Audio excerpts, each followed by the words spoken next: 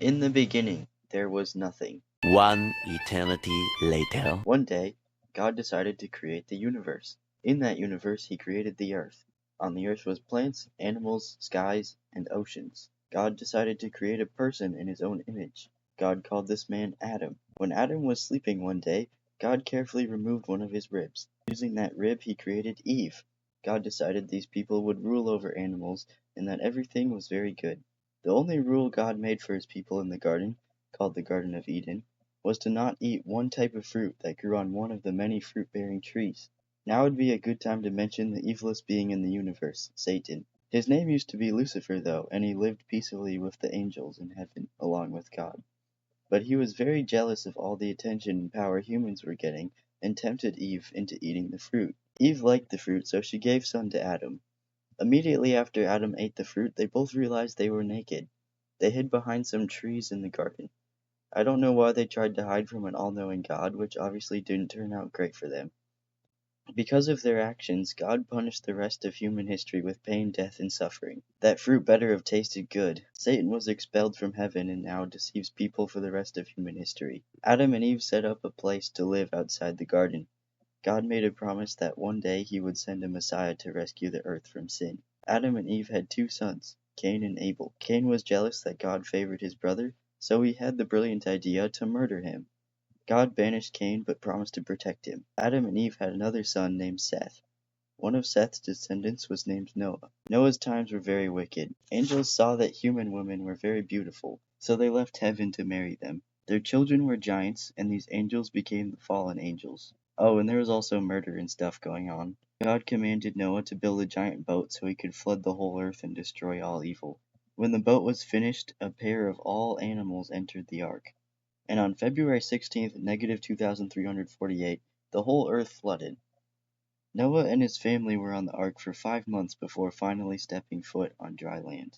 God created the rainbow to symbolize a covenant with all of mankind not to destroy them again, and that he will always be there for us.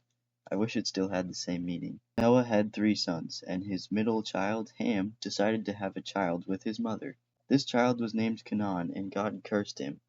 The people of Earth wanted to build a giant tower to make a name for themselves and reach the heavens. God didn't want them to finish this tower, so he threw them all over Earth and made sure that they spoke a different language. Shem, Noah's firstborn, had a descendant named Abram.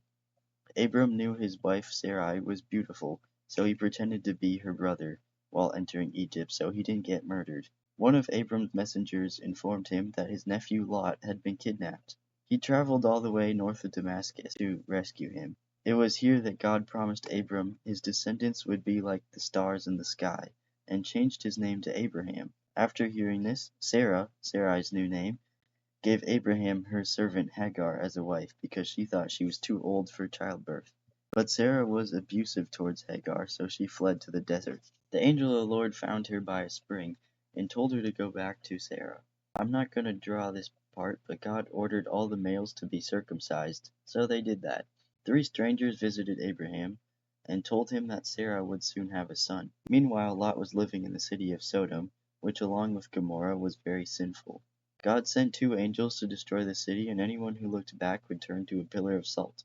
This was unfortunately the case for Lot's wife. Lot's daughters survived though, but they were both childless, so they took turns getting their father drunk so they could have a child through him.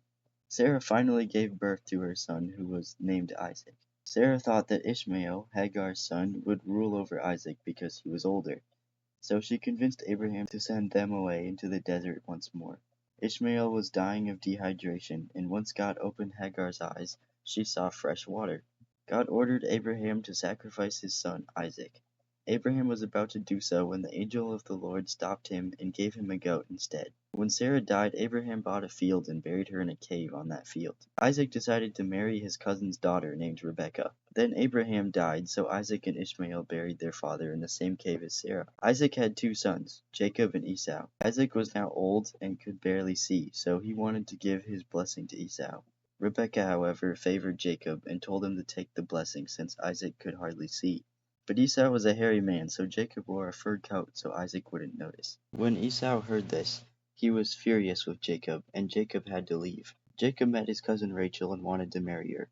Her father Laban only agreed to it if he worked on his land for 7 years. When he finally got to marry Rachel, it was dark outside. When he woke up, it turned out to be Rachel's older and less beautiful sister Leah. In order for Jacob to marry Rachel, he had to work another 7 years.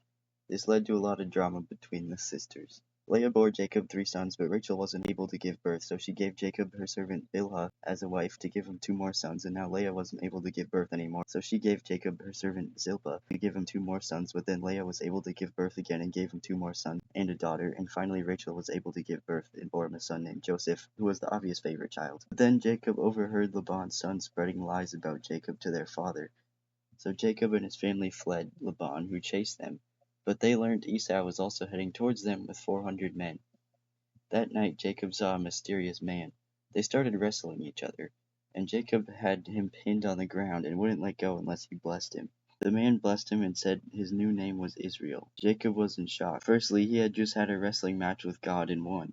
Secondly, he had been spared even after all his wrongdoings. He looked up, Esau was there with 400 men. Luckily, Esau was overjoyed to see his brother again. Some random guy named Shechem saw Dinah, Jacob's only daughter, and did something terrible. He tried to make a deal with the brothers so he could marry her, but the brothers must have had their fingers crossed because 3 days later, Simeon and Levi entered a city and killed every man there. Obviously what they did was bad, but at least they were sticking up for their sister. Rachel ended up dying giving birth to her last son, Benjamin. Joseph was the obvious favorite, and his brothers were jealous. They plotted to kill him, but big brother Reuben shoots down the idea. Instead, they sold him, and Judah stained his jacket with blood to fake his death. Judah went on to marry the daughter of Shua and had 3 sons. Er, his oldest, married Tamar. Er was a wicked man, so God put him to death. I won't be saying what Onan did, but you can read it in Genesis chapter 38, verses 8 to 10. After Onan died, Judah sent Tamar away. I won't tell the story either, sorry. When Judah found out his old daughter-in-law was pregnant and had his staff and goat, he realized his mistake. Tamar gave birth to twins. Meanwhile, Joseph had been granted everything Potiphar, Pharaoh's high-ranking official, owned. Potiphar's wife really liked him, but Joseph resisted her. Potiphar's wife told Potiphar her own version of the story, which got Joseph thrown into prison.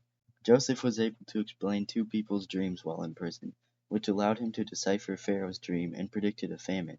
So before the famine happened, the Egyptians stored tons of food to prepare. During the famine, Joseph's brothers, not recognizing him, came back to ask for food.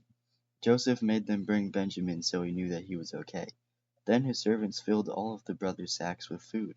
Joseph couldn't take it anymore, so he revealed himself to his brothers, and they brought Jacob to Egypt to see him. Joseph chose 5 of his brothers to convince Pharaoh to let them live in Egypt. When Jacob was about to die, he gathered all his sons for their blessings. They would become the 12 tribes of Israel. When Jacob died, Joseph was very upset, and before he died, he made sure to let his brothers know that there was no hard feelings about selling him.